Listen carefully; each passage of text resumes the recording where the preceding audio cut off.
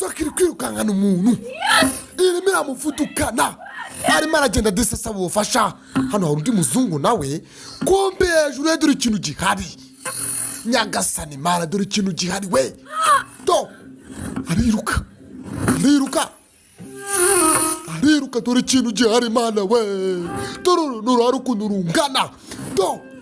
Ni wenyine Nyagasani Mana aravuduka avuza induru afite ubwoba. Dore ikintu cyamukurikiye ngo kiramwomeka Nyagasani Mana we. Dore urungo ruramwomeka Mana Nyagasani mu ishyamba wenyine. Ni we wenyine ariruka dore amabuno nimba yambaye ubusa numbazi. Hano undi musore urimo yifotora ari wenyine nawe arimo arereka abantu ari ku mazi yaryoshye. Kandi uyu muntu ari mu misozi kumbe imisozi arimo umuhungu nawe arimo ariruka agenda ashutinga utuvideo. Hari abantu baje gushutingana nawe harimo aragenda ishyamba arimo hari ibirimo agiye kubereka imigezi.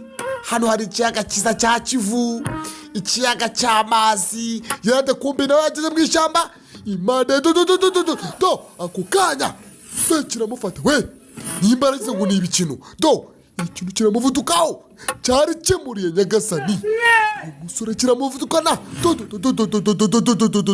kumbi hano undi mudamu nawe umeze gutya cyamubonye barumva ijwi arakibonye.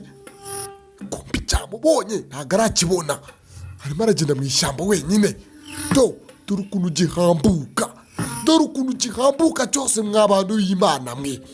Nyagasani Mana umudamu kumbi cyamubonye dore ko kiramuvudukaho kiramuriye Nyagasani Mana kiramuriye we.